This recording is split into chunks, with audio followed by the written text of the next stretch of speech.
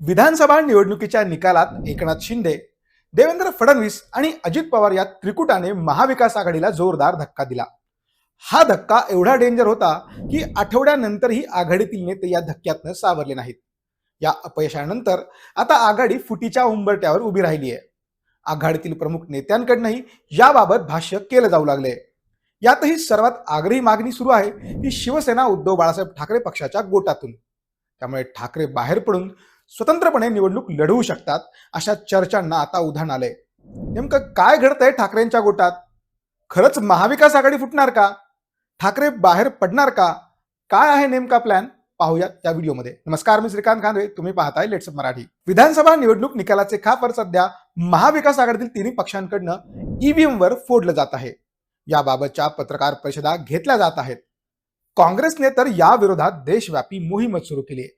पण दुसऱ्या बाजूला अनेक दिवस झाले तरी आघाडीतील तिन्ही पक्षांमध्ये अद्याप कोणताही संवाद झालेला दिसत नाहीये. निवडणुकीच्या पराभवानंतर या तिन्ही पक्षांनी एकत्रित येत कोणतीही पत्रकार परिषद घेतलीच नाही.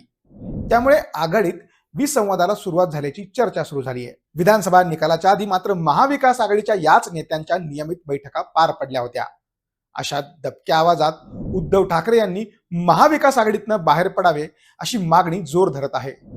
मातोश्रीवर उद्धव ठाकरे यांनी पक्षाच्या पराभूत उमेदवारांची बैठक बोलावली होती. याच बैठकीत काही नेते आणि पराभूत उमेदवारांनी आगामी स्थानिक स्वराज्य संस्थांच्या निवडणुका स्वबळावर लढवाव्यात अशी मागणी केली. लोकसभेला महाविकास आघाडीला महाराष्ट्रात चांगले यश मिळाले. शरद पवार आणि काँग्रेसने चांगल्या जागा निवडून आणल्या. यावरून उद्धव ठाकरे यांचा स्ट्राईक रेट हा कमीच राहिला. 21 जागा लढवून केवळ 9 जागांवर त्यांचा विजय झाला. मराठवाडा, कोकणात तर त्यांनी सपाटून मारच खाल्ला. पश्चिम महाराष्ट्रातील दोन्ही जागांवर त्यांचा पराभव झाला. त्यातही आता विधानसभा निवडणुकीतही 20 जागांवरच त्यांना यश मिळालंय.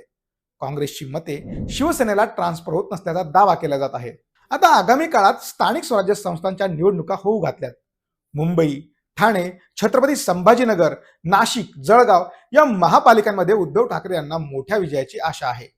मुंबई महापालिकेवर तर मागील अनेक वर्षांपासून त्यांची सत्ता आहे. याशिवाय कोकण, मराठवाडा, उत्तर महाराष्ट्रातील जिल्हा परिषदांमध्येही चमकदार कामगिरीची त्यांना अपेक्षा आहे. याच निवडणुका डोळ्यासमोर ठेवून कार्यकर्ते आणि पदाधिकारी स्वतंत्र निवडणूक लढवण्याची मागणी करत आहे.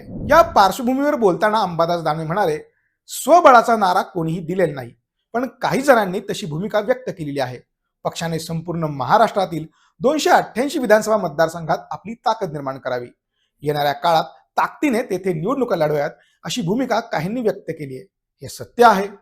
सर्व 288 मतदारसंघात पक्ष मजबूत झाला पाहिजे याविषयी आमचे सर्वांचे एकमत आहे. सध्या आम्ही महाविकास आघाडी म्हणून एकत्र आहोत, परंतु आघाडी असतानाही 288 मतदारसंघात शिवसेना उद्धव बाळासाहेब ठाकरे पक्ष मजबूत व्हावा असे प्रत्येक शिवसैनिकाला वाटते आहे. खासदार संजय राऊत यांनी या बातम्या निराधार असल्याचं म्हटलं. मुंबई महानगरपालिकेच्या निवडणुकांमध्ये स्वबळावर लढणार का असं विचारलं असता ते म्हणाले, या निवडणुकांना वेळ आहे, तेव्हा विचार करू.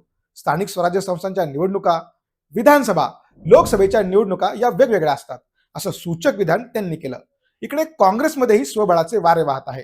काँग्रेसचे ज्येष्ठ नेते विजय वडेट्टीवार यांना याविषयी विचारल्यावर ते म्हणाले, स्वबळावर लढण्याची जशी ठाकरेंच्या कार्यकर्त्यांची इच्छा होती तशी आमच्यापैकी काहींची इच्छा होती, पण ते पक्षाचे मत असू शकत नाही. आम्ही आल्या निकालाचे विश्लेषण मंथन करू. याबाबत पक्षश्रेष्ठींशी बोलूनच आम्ही आमची पुढील भूमिका घेऊ असं ते म्हणाले. त्यामुळे आता आगामी काळात काय होणार? महाविकास आघाडी फुटणार की अबाधित राहणार हे बघणं महत्वाचं ठरणार आहे. तुम्हाला ही माहिती कशी वाटली आम्हाला कमेंट करून नक्की सांगा. तसेच लेट्सअपचे असेच नवनवीन माहितीपूर्ण व्हिडिओ पाहण्यासाठी लेट्सअपच्या सर्व सोशल मीडिया प्लॅटफॉर्मला फॉलो करायला विसरू नका.